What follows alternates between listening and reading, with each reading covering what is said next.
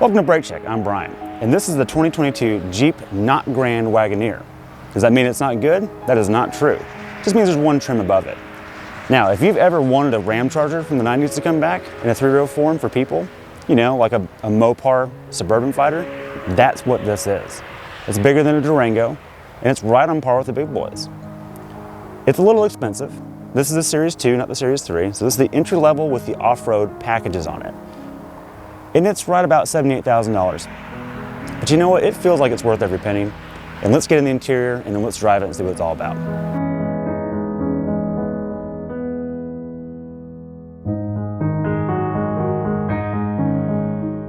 Welcome to the interior portion of the all-new Wagoneer, not a Jeep, not a trail-rated SUV, but that's okay, and here's why.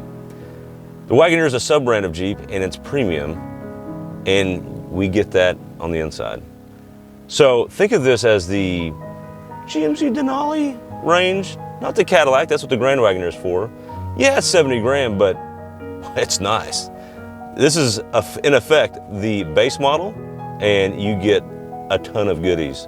From the infotainment, which is some of the best in the business, sharp resolution, and all the functions you need it to do. Cooled, heated seats, you can pick the zone you want it heated steering wheel. And speaking of the steering wheel, that's one of the things I love. This steering wheel is a really unique design. You don't usually see just a two-spoke steering wheel, and I think that's pretty slick. You get all the other goodies along here as well. And then moving to the back, you get a huge second row and a third row that's a little bit more of a penalty, but it's not a penalty seat. You can sit back there comfortably and you're fine. With that, let's take it on the road and see how it drives.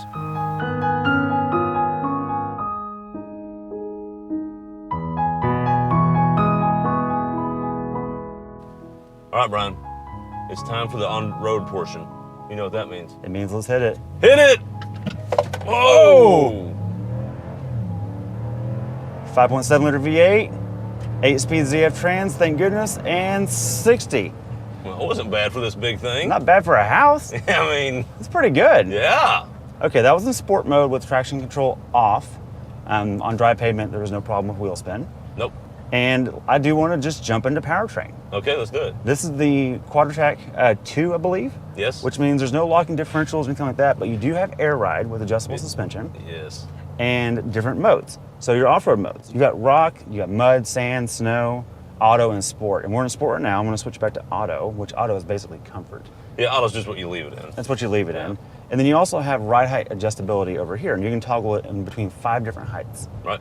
The highest height only works under a certain speed. Once you get above, I think it's 8 miles an hour, it starts to come back down because it kind of gets the pogo thing going on. Yeah. Just like Range Rovers and other air ride, or the Ram air ride. It's basically that system. But in terms of platform, as you alluded to earlier, this is based on a full frame Ram platform, Ram 1500 platform. Thank you, thank you, thank you. I was one of those guys in the 90s clamoring for that. I know, I was too. If y'all remember the Ram Charger, the two-door full-size SUV that obviously died for a reason. You know, the Suburban and Tahoe came out and kind of took that market over. Yep. Ford brought the Expedition after the Bronco died, and Ram just never brought anything. They did in Mexico, but not here. Exactly. In fact, we've seen those on the road before. Yes. They look amazing. Yes. But we never got that, sadly. No. So here it is. And there's something eluding under the back of this thing, which makes me curious about the future Ram. Independent rear suspension. Yeah, okay. I wouldn't get too excited about that, and here's why. Expeditions had that for a long time, and Well, that's F-150 true. never got it. But the Lightning's going to get it. True. So what I'm getting at is that Ram led the way on coil springs and 5-link rear. It did. Toyota's following suit. The new Raptor's following suit. Ram wants the leg up again. I don't know if they're going to go that route. It makes me curious. Maybe. I don't know if anyone would consider that a leg up, but maybe. I don't know. Let us know in the comments what Yeah. you think. Yeah. But on that note, and this is really, we're not going to get into speed and handling that much, but this thing rides incredibly well. Yeah, this is more about how does it ride. Exactly. No one's going to sport track this sucker. I mean, no one is No. even thinking about that. Now, Yo, it rides really good. supple. And we've had this thing in dirt. In fact, we'll drop footage in here of this thing off road. It does quite well. Look, I'll say this. We drove another new vehicle yesterday. I can't mention, but it's all new to the market, new platform. Yep. It has dynamic suspension. Ground up. Active suspension. And it is Struggled. did not Does not ride as well as this. No. This rides well. Really well. Yeah. Another dynamic point that you brought up in the interior, the steering wheel, man. The 2-spoke steering wheel is super cool. It is cool. It's not like a yoke, like a plain yoke. Yeah. Except it's kind of like what Tesla's talking about doing, but it's way better. But it works because it's a full circle. Right, it works. So yeah, it works. you can turn and use it. Yeah. But yeah, that's my take on it. I think this thing is really nice, really comfortable. It is expensive. It is expensive, but I think we need to get into that a little bit. So this is, Wagoneer is a sub-brand of Jeep, which is so weird because it's not its own make. It's still a Jeep make, but it's a sub-brand of Jeep. So here's what that means. It means there's no Jeep logo anywhere on here. Okay, Jeep, so yeah, but it is though, because you have the website and it's a Jeep Wagoneer. Of course. But what you're saying is it's a Jeep sub-brand Wagoneer. But if you go to Jeep.com and go to build and price, you'll see just Jeeps. You won't see the Wagoneer. Yeah. So you have to go. You can't find the Wagoneer on the Jeep website. You can, but then it's in a roundabout way. Okay. So it's interesting why they would do that. And what they're trying to do is they're trying to make this upmarket. So Wagoneer is an upmarket brand. Well, it feels upmarket. And Grand Wagoneer is competing with the likes of the Escalades. This is competing with the likes of the upscale Tahoes and Yukon Denali's. Okay. So that's where this is sitting. It's not trying to go lower than that. So this is probably a better competitor to maybe like a Yukon AT4, because this is a Jeep. Yeah, I'd say so. Yeah. It has off-road prowess. There's no way around that. And the Series 3, maybe the Denali. Okay. And then the Grand Wagoneer, the Escalade. Okay. Yeah. That's fair enough. And the other interesting thing is, and Jeep fans are going to get upset about this, and maybe this is another reason they made it a sub-brand. There's one badge missing on this thing all the way around it, Brian. Did you notice? Trail rating. Trail rated. It is not trail rated. Now, the official word on that, why is it not trail rated from Jeep, is because it's not a trail vehicle. It's too big for a trail. And that's from Jeep true. themselves. This is big. By the way, imagine the Expedition long wheelbase, the Suburbans. Yeah, it's big. Like you're not going to turn this on the Rubicon. No. You're just not going to. Now, we're going to take it off-road, and it does well. Like every Jeep exactly just does well off-road. We know that. Yeah. But it's not trail rated. So that is a fair point. Yeah, it does have skid plates. It does have, a 18-inch with a off-road, an all-terrain tire. Right. It's got a low two-speed, two-speed transfer case. It can go off-road. Like two-speed transfer case, that is something we talk about all the time. That alludes to, is it really going to work off-road? Right. Is it meant to really go off-road? Right. And this is full-time all-wheel drive. You cannot put this in two-wheel drive. Right. And so that's something that's unique here as well. There is no two-wheel drive high. It is full-time four-wheel drive. Right. But the center differential will lock up to a 50-50 split. One more thing on this interior, Craig.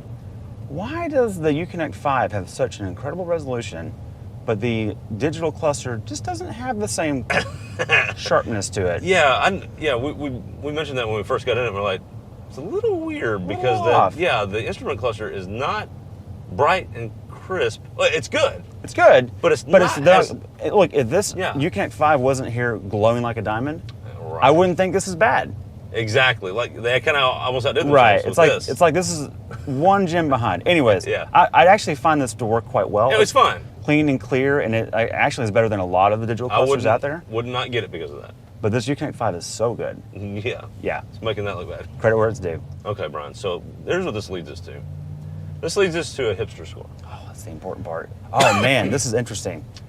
The hipster score, for the reviewers that haven't, let's update them.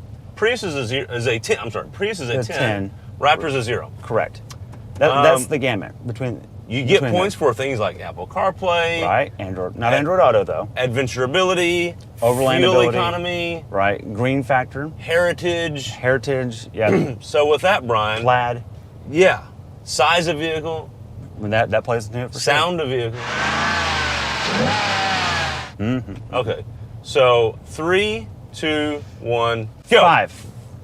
Wait, you're not going to say what you're going to. I said 3, 2, 1, go. Then you just said it.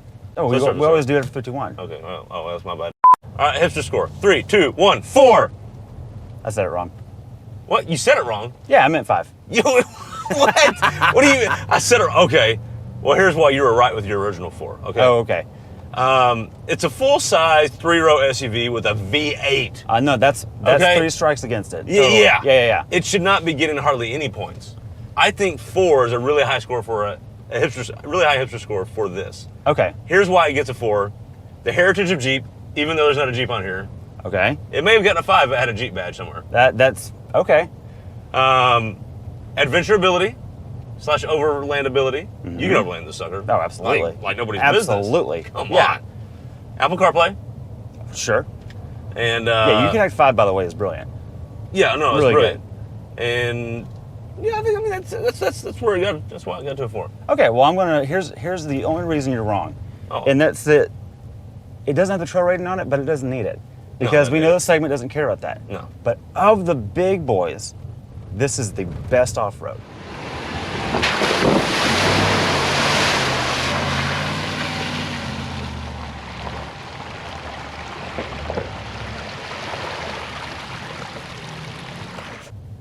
Yeah, no doubt. And That's a good. So yeah, the Z71, the AT4, this is better than that. Totally, yeah, and those are good. I'm not knocking on them. Those are really good. And back to heritage, and this is the big deal. And this is where the rest of the points are coming from, besides the CarPlay and all that stuff. Yeah.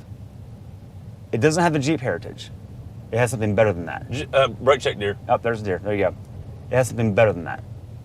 The Wagoneer heritage. The Wagoneer heritage And is pretty good. That means wood paneling, and that might as well be plaid.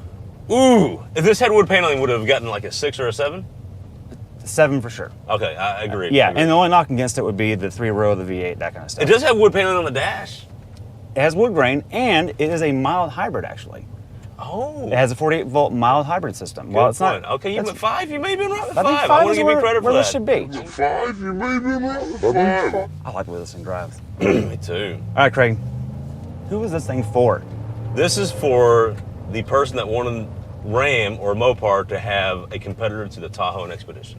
Oh man, they've got it. If you're in the market for a full-size 3-row SUV, truck-based SUV, this is right there with them, and it's good. Yeah, Now, I agree. It is a little premium and it is a little pricey. But I want to kind of rebuttal to that real quick. Yeah.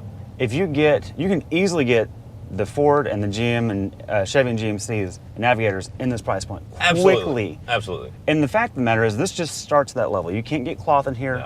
Yeah. There's heated and cooled seats, and this is the base one. So you start out at just a premium level. Yeah. And so I kind of go, okay, there's not a value proposition here. But if you're looking at a well-equipped 3-row SUV, they're going to be in that neighborhood anyways. True, absolutely. But if you're looking for a 3-row SUV in the 50 to 60 grand This isn't range, for you. Yeah, it's not going to do above it. that. Yeah, it's not going to do But that. if you're in those premium markets, this is right there in the ballpark. But the Durango exists for that. I think that's the way Dodge or FC Stellantis is looking for this. So okay. And on that note, thank you for watching this Jeepy review. Wagoneering. Oh, excuse me. Yeah. Wagoneer review. Yeah, don't mess it up. For all of our other stuff, BrakeCheckShow.com. Thanks for watching. We'll see you next time. Thanks.